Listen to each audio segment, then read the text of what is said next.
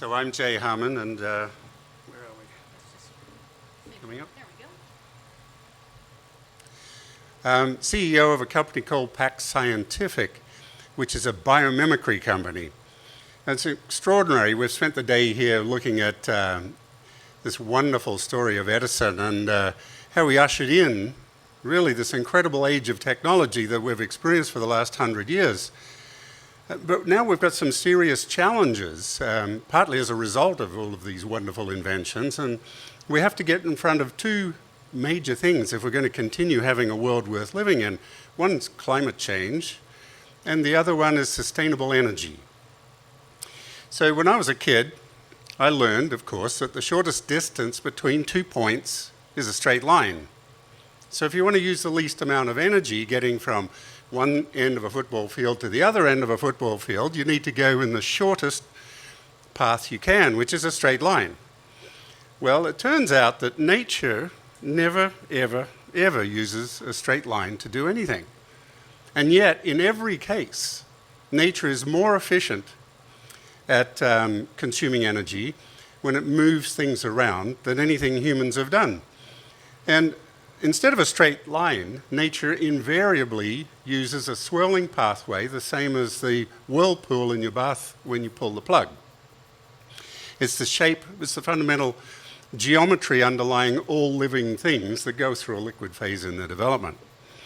Even our human bodies, which are incredibly efficient, 60,000 miles of plumbing in our bodies, not a single straight pipe in there, and yet the heart and vascular system much more efficient than any pumping system humans have ever put together. So if nature only uses this shape and no other shape for moving things, and it sips energy, and science and technology works on the basis that we've got to go in a straight line and we use a huge amount of energy and create all sorts of pollution trying to create that energy, surely there's something wrong with this story.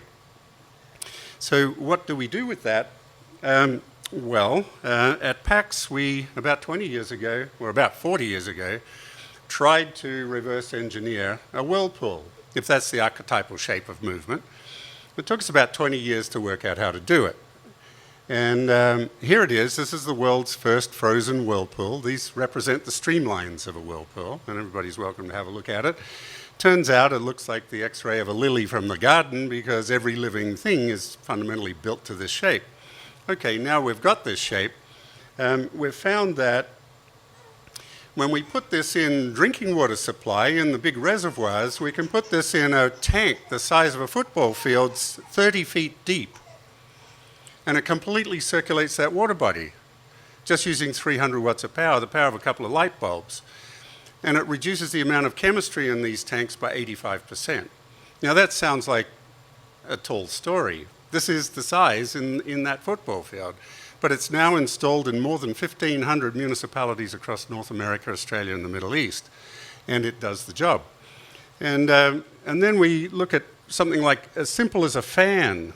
Now, fans have been around for a very long time. There are some wonderful fans in the workshops here from the beginning of the 20th century.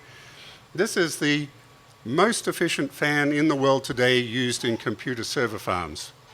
Now, this fan looks pretty much the same, but it's built on biomimicry. It's built according to the geometry of whirlpools, uses 47% less energy. Now, just this fan, retrofitted in American server farms, can save $9 billion a year in energy and save nearly 100 million tons of CO2 emissions a year. Just this fan. So this is biomimicry. Nature has already solved virtually every problem that humans are looking at. And now there's a movement that's rapidly growing worldwide. It's just 10 years old. And there's already something like 100,000 initiatives happening around the world. So watch this space. Thank you.